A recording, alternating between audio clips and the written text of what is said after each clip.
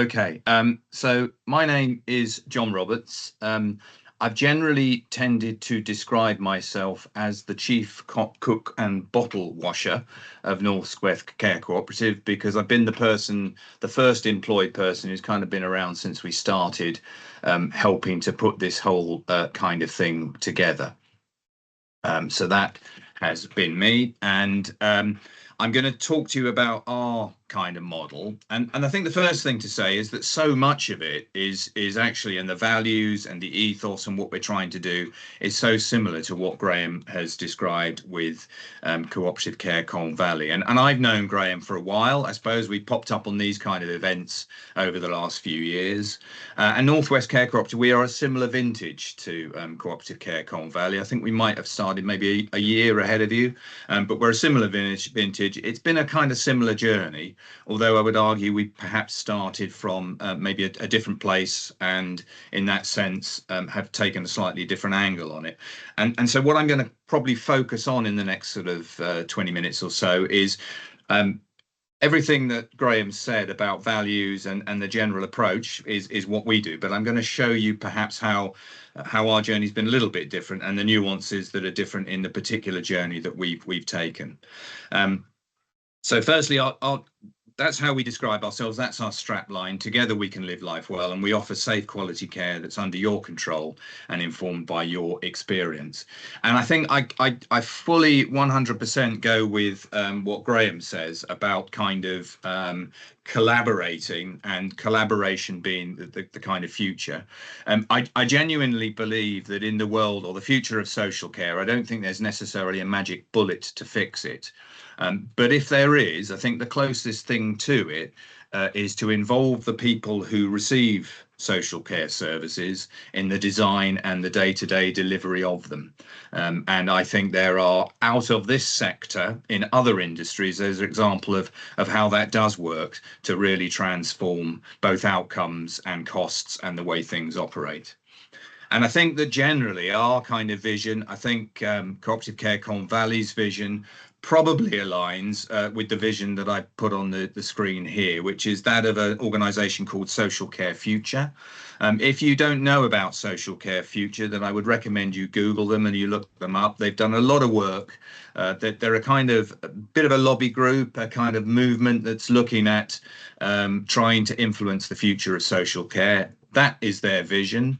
And I think it's a really simple one. And I think it's one that any cooperative or co-productive organisation could quite probably easily kind of sign up to or be a part of in that context of the wider kind of collaboration that Graham's referred to earlier. And we would certainly sign up to that.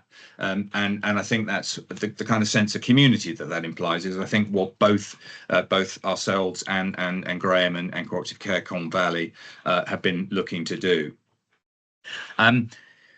Social Care Future, a kind of big picture. Us and Co-operative Care Colne Valley are kind of down at the lower end of the, in the weeds on the ground, as it were. And I think the way that we contribute to that bigger picture is to fulfill the kind of the direction really from Gandhi, which is very much be the change that you want to see in the world. And I think Graham's explained very well. That's what Co-operative Care Colne Valley have done locally for them. And that's also what we've tried to do within North West Care Co-operative. And it's probably worth just telling you a little bit more about us geographically. So North West Care Co-operative, where we operate in the western half of Cheshire, really the sort of Cheshire area and on the Wirral. We call ourselves North West Care Co-operative for reasons that I'll explain in a moment. It's kind of interesting. We have a slightly different starting point to Co-operative Care Colne Valley, and in some of these presentations that I've done in the past where we talked about what we've done, there are some sort of dyed-in-the-wool members of the cooperative movement who've looked at the way that we're structured and what we do in our governance and where we take it from and all that kind of stuff, and said to us, you're not really a proper cooperative. And the reason why they say that is because we are actually a business that is registered at Companies House, rather than an equitable care society or a mutual who are kind of registered with the Financial Conduct Authority, as Co-operative Care Colne Valley is, for example. So they've kind of said that we're not a proper cooperative, but then in the same breath, really, those same kind of critics, if you like, have been people who've said, but you know what, we've been trying for the last 20 years to launch a care cooperative in social care, and we've never quite been able to do it because and there's kind of something really about the question that implies has been already answered by them, which is that, this saying here really on this slide, which anyone I think who's ever been involved in the design or the building of anything would have heard of, the idea that form should always follow function. And it's an American architect from the end of the 19th century who said that. And if you're defining a cooperative in terms of which particular regulatory authority it works from, or how it's structured or how it's governance, then you are perhaps kind of missing the point, really. If the function is to do things co-productively, to engage your membership in the decision making around the direction of the organisation, to share the profits and benefits of the organisation, all those kind of cooperative values, then that function can drive all kinds of structure that may not be different to the traditional ones. And if you set yourself up in a traditional form, you may well limit the function that you can deliver. And I think it's important that form follows function. You identify the function, and then the form should follow that. And in terms of North West Care Cooperative, the function, if you like, that was identified back in 2018, very much the kind of service specification, was born out of the experience of a number of disabled people's user-led organisations from around the Northwest, hence the title North West Care Cooperative. And the principal one of which was the sponsor of the project and the holder of the money, and the organisation that we're now a trading arm of, which is Disability Positive in Cheshire. And that was formerly what was known as Cheshire Centre of Independent Living. And if you know about disabled people's organisations, there is a history of centres of independent living around the country, and things have moved on since that term was kind of in use. But they are organisations that are designed to advocate for and offer services for disabled people. And their vision really was that they essentially, these DPOs came together to bid for some money from the community fund to set up a care cooperative. And their vision was not to provide or to produce a care provider, but to set up an organisation that would enable people to live their life well, which again reflects very much the values that Graham's already described. And for them, it was all about choice and control, and the ability for the person receiving service to be in control of the service that they received and be able to direct that service, and kind of how it was provided for them. For the DPOs, there was very much a focus on what you might describe as self-directed support. So our kind of target audience really, or our market, was people who are already in receipt or likely to be in receipt of either direct payments or personal health budgets. And the challenge or the gap in the market that they saw us as trying to fit or fill was people who might be on some kind of self-directed support, but then was struggling with the complexities of actually managing and administering that self-directed support. So the role of being an employer, some of those people problems that Graham talked about within the organisation, and all the hassle that goes with being an employer, doing the health and safety, doing all those kind of bits that any organisation does. So the idea was that if we created a care cooperative, we could create something which North West Care Cooperative could act as the employer and effectively own all the hassle that goes with employing people, whilst the people who were funding that, the care users, the people we were providing services to, could just focus on the important bit about their care and support, which was the sort of fun around living their life well. And so that was very much kind of part of the service specification. We also recognise that in terms of the relationship between the personal assistants or PAs or the care workers, as they would be known, and the people that they are supporting, then it was more than simply training and employing people who were capable. We needed to train and employ people who were kind of matched to their clients, if you like, people who would get on well with the clients, will form a relationship with the clients. And so we kind of defined that in an article that we wrote for in a blog, which was kind of people who are fun to be around, people who actually you want to do stuff with, you want to live your life with, well with, if you like, and not just people who would provide kind of transactional care and support for you. And finally, the critical thing that these DPOs recognise is whatever it was that we designed, it had to be regulatory compliant, and particularly it had to jump through the hoops really that the Care Quality Commission had in place at that time, and that very much drove the kind of structure that we then introduced to be North West Care Co-operative. So the form that we chose to follow that function was we were kind of guided on this by a leading firm of charitable sector lawyers in the Northwest, and so they identified this for us. So we didn't particularly come up with the idea ourselves. It was based on sort of best advice, and they identified a form for us where we would set up a not-for-profit service company, which is what North West Care Cooperative is.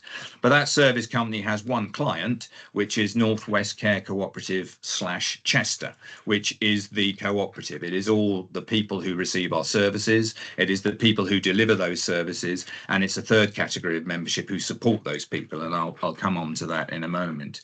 And what that did is it enabled us to jump through the hoops of CQC regulation, because CQC register and regulate two things.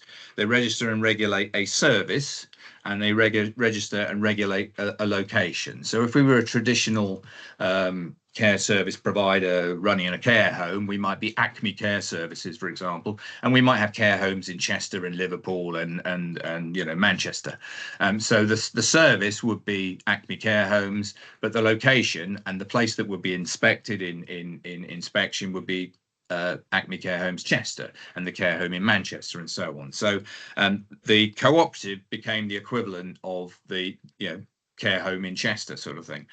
So it became the location, and the service was the not-for-profit service company, and that fitted very well with the requirements to jump through the hoops of regulation, which again we did in early 2019. We had the idea of membership exactly along cooperative lines. So the people who receive our services, who we call our principal members, the people who provide those services are personal assistant members, and a third category of member who might be the mother or father of a principal member, who might actually be the person responsible for holding their direct payment or personal health budget. We call a supporting member. They are all members of the cooperative. And the critical thing about that kind of three-way membership is it means that you'll never really, well, we hope from that, you'll never really get in a position where the personal assistant will be able to kind of bully, for want of a better word, the principal member, because there's this supporting member who's always able to kind of advocate for them. So we built in a natural thing, we believe, there, which will always ensure and underpin that choice and control is in the hands of the principal member, the person receiving services. We very much targeted the direct payment and personal health budget market. We currently support 53 people within the cooperative, all of whom are direct payment or personal health budget clients. And we've got one new private client, our first private client, who's likely to join us soon.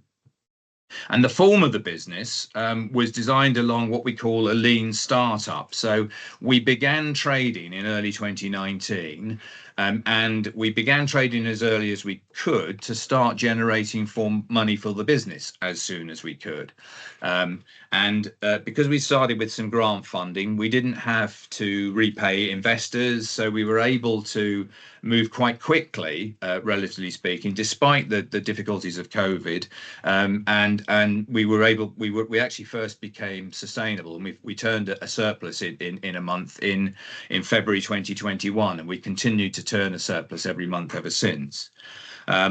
We're Registered as a domiciliary care agency, we support people in their homes and in the community, but our workforce is very agile working based. So a lot of working from home or working in the place that they work. The sort of more supervisory and managerial kind of roles, quite working for home. We have a registered office, as we're required to have for regulatory purposes. That's in the building that Disability Positive owns, and we have an in-day every week on a Wednesday where the kind of key staff who run the business, if you like, meet together and collaborate together on the day. But the rest of the week, they're working out in the community where they're operating. And we also operate according to some principles known as systems thinking, which is outside this sector. And if you want to learn about systems thinking, you can spend hours doing that. But the critical thing that I would say is Toyota transformed the motor industry through systems thinking in the 1990s. And it is about a ruthless pursuit of value rather than cost. And there is a saying in systems thinking, which I can bore you with much later, but if you try and pursue and drive down costs, you just push costs up, whereas if you pursue value, you can drop costs. And it is about the pursuit of value. We operate on tight margins and low prices, so the direct payment rate is considerably lower than the care agency rate. So in order to offer our services at a rate that is affordable to people on direct payments, we charge a much lower price, about £6 per hour lower than we would do as a domiciliary care agency if we were paid the care rate. But we are able to do that because we're systems thinking, we operate on tight margins, and we've had this kind of performance approach known as the aggregation of marginal gains. And that is the stuff of David Brailsford and UK sports cycling. And it's about understanding the business in great detail and making tiny little improvements that aggregated together can save you money or improve the value, and continuous focus on that is really important part of the way that we operate. And the result of that, and you'll be pleased to hear, I think this is pretty much the final slide, is that we developed a culture, which again is very similar to what Co-operative Care Colne Valley has managed to establish, which is kind of asset-based, I would describe it. So it's more than just being an employer of care and support. We have the idea really that everybody needs support. PAs need support, our principal members need support. We just support each other in different ways. So the employer supports the PA by providing them with employment. The PA supports the principal member by enabling them to live their life well. And we have this idea, exactly like Graham described, of being a community that doesn't offer care, it offers more than care. And we have the idea of caring about rather than for each other. So actually there's a mutuality there, and I can talk more about that in detail later, but in equivalence, we all need support. Sometimes the care where the PA will need to finish early or finish late, and we kind of work around that, and that mutuality is there within the way that we operate on a sort of daily basis. We've more recently been developing this idea of more than care, which is about two themes around purposeful activity and moving forward. Graham's spoken about what we would describe purposeful activity. We've engaged our members in a series of, actually generally it's either been fundraising activities or activities supporting a local charity that provides support to elderly people who live alone and face loneliness. So we ran activities where our members visited them and brought them, it was around Christmas time, brought them like a Christmas hamper that they prepared. So we engage our members in this kind of purposeful activity that is giving something back, is generating and promoting their well-being and their self-worth, and the value of that is kind of exponential. And then the other piece of work which we're working around is what we call moving forward. We have a number of principal members who are the sons or daughters of mums and dads who manage their direct payment and help with their managing of their lives. And of course, mum and dad are preparing or worried about the time when they will move on. So we're trying to explore the ways that we can set up trust and other kind of arrangements in place so that our community can actually provide for our principals when some of their supporting members have moved on, as it were.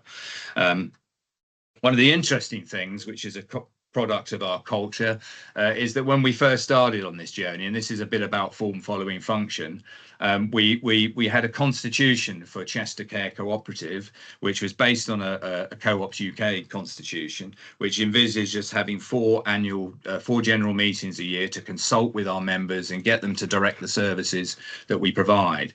And from that, you kind of have a vision of a drafty village hall, points of order, a long agenda, people sitting in rows, and to a client group, which is people with neurodivergent, autism and all sorts of things that make it difficult to sit in a room for any length of time, non-verbal in many cases. You look at our client group and you think, how are they ever going to sit through that kind of formal kind of cooperative general meeting? And so we moved completely away from that. What we've noticed are people like to socialize together and do events together. So we have a whole series of social events that are now part of what North West Care Co-operative is all about. And we use those social events to kind of gather feedback from our members about how they want the organization to develop and grow, and what they want to do and what they don't want to do, and what's good and what's bad. So social events are a fundamental part of our decision making. And we have, rather than regular general meetings, we have a more or less continuous culture of kind of consultation, with the critical kind of consultation being the relationship between the personal assistant and the principal member, or the team of personal assistants that might support the principal member, where we always try and make sure that we match those people together so they get along well, and it's the same personal assistant and the same team of personal assistants supporting that member ad infinitum, so we can kind of build a proper relationship with them rather than a more kind of time and task based kind of thing. So I think my slides would seem to have just frozen at the moment. The final thing really to say, and it goes back to Graham's point about scaling and replication, is there is a thing called Dunbar's law, if anybody's heard of it, local to you. He's an Oxford University professor in kind of social anthropology, wrote a thesis in the 90s that suggested that the optimum size for any kind of social group before it becomes too big and unwieldy is around 200 people. And he defines it as the number of people that you could walk into a bar, the number of people who you could know, who you could walk into a bar, and if you met them, you'd feel happy to have a drink with them. And that, he says, in most people's lives is about 200. And once you get bigger than 200, you start to lose the sense of community and the connectivity, and you become just a little bit amorphous. And big organizations actually are not big organizations, they're just collections of Dunbar's law groups of around 200. So that's our kind of message. We are around the 200 size with our principal, PA and supporting members. So we're kind of feeling that we're probably at the limit of our size, and that the way we would develop and grow is by offering a different range of services within our service, such as purposeful activity and moving forward. And if we were to spread what we do more widely, it's about replication elsewhere. You can follow our story on our website. There's quite a lot of information on that, all sorts of social media feeds, and I can put some of those on as links on the chat. But apart from that, that's me.